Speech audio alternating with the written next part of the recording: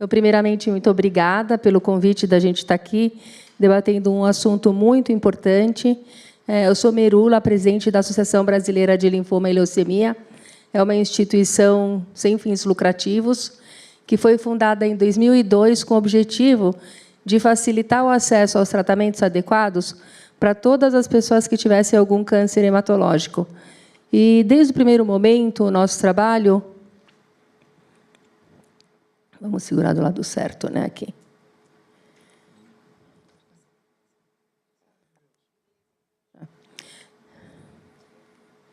Opa.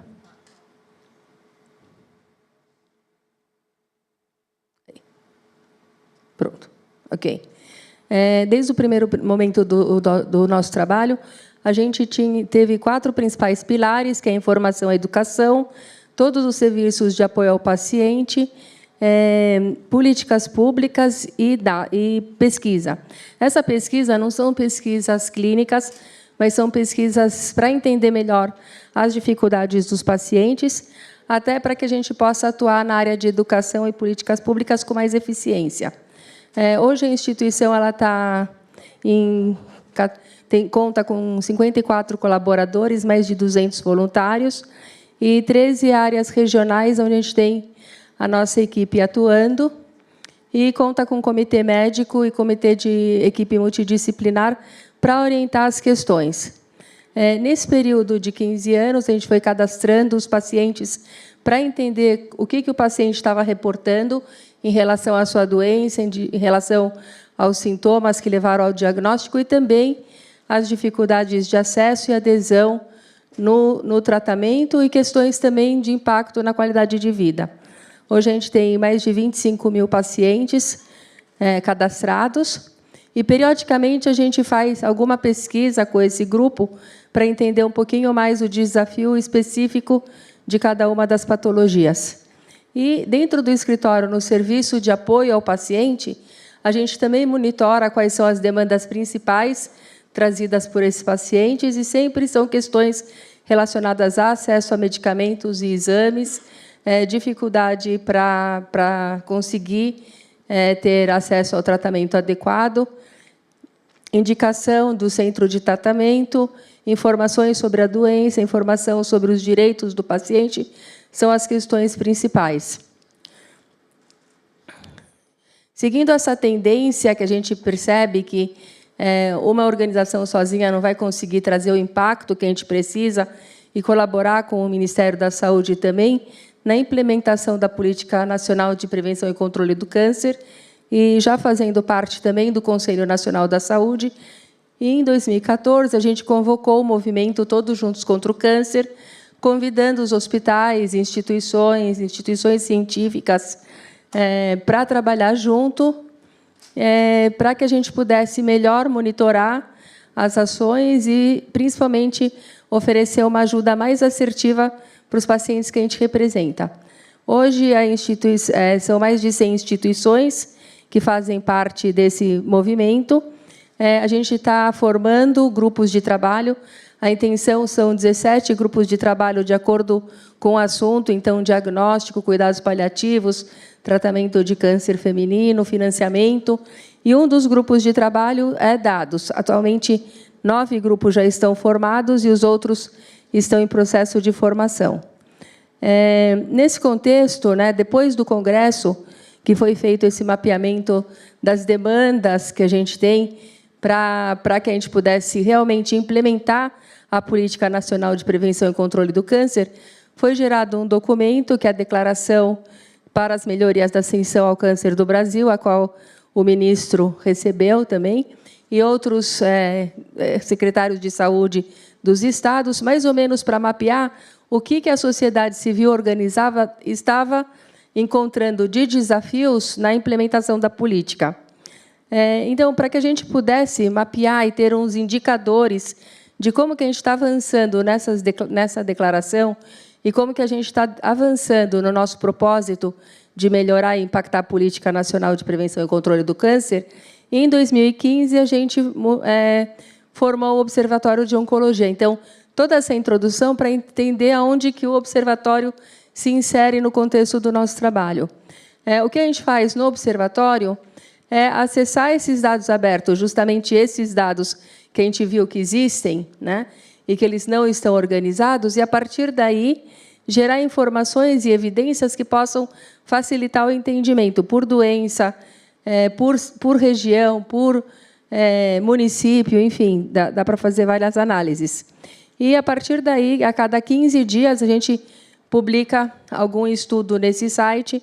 Então, o Observatório de Oncologia é uma plataforma que disponibiliza esses dados que estão nas diferentes plataformas do governo. Então, assim, já existem as análises do IBGE, do SIM, que monitora a mortalidade, do INCA, que monitora as estimativas de câncer,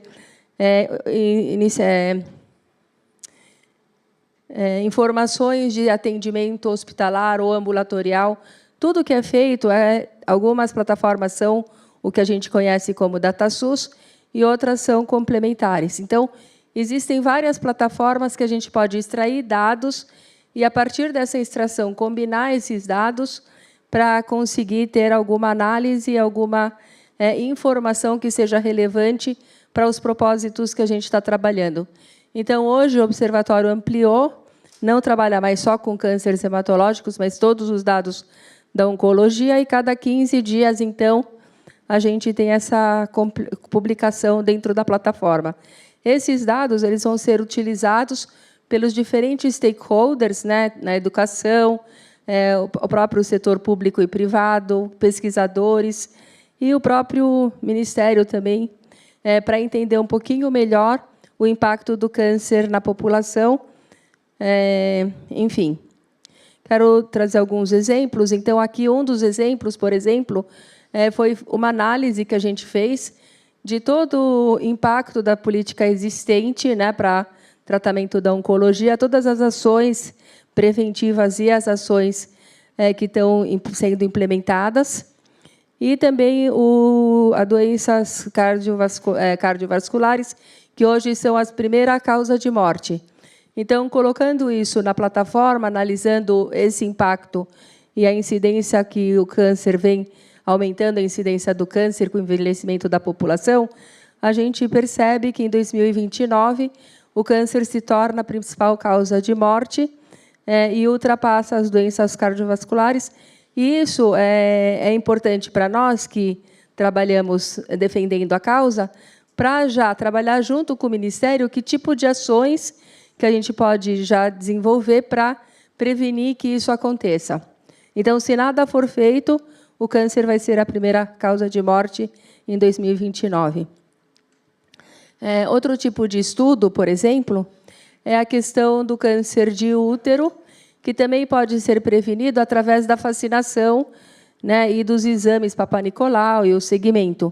Então, a gente analisa por estado, em 2014, por exemplo, como referência, mas tem vários anos que podem ser filtrados na plataforma, e a incidência de câncer por estado, e como que está a situação da realização do exame Papa Nicolau e da vacinação. Então, perceber que, onde a vacinação está falhando, a incidência está maior. Então, também, através dessas análises, que são os dados que já existem, coletados pelos hospitais e pelos próprios municípios, trazer alguma informação que nos ajude a ter alguma ação dentro desse cenário. Então, vocês podem entrar no Observatório de Oncologia. Lá tem vários estudos, e esses estudos eles também podem ser filtrados, baixados para outras análises cruzadas, enfim, facilita o entendimento para quem se interessa pela área da oncologia.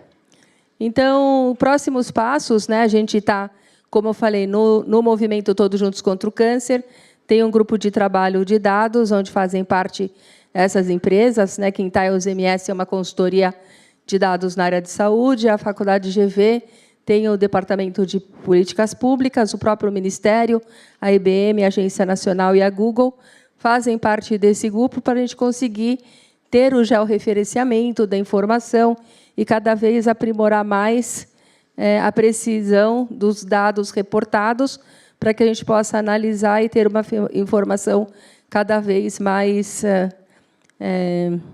que possa ser de confiança.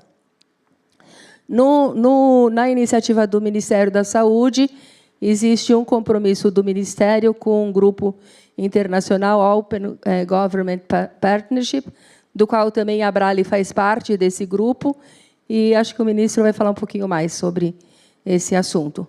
Só para concluir, a gente, então, tem um grande desafio para realmente que esses dados e esses conhecimentos impactem na política pública, fomentar novas colaborações para que a gente consiga, através dos dados existentes, aprimorar as nossas ações e prevenção na política pública. Na América Latina, um território propício para que a gente possa expandir o que a gente está fazendo para outros países. E os dados, certamente, são de extrema relevância para as decisões nas políticas públicas.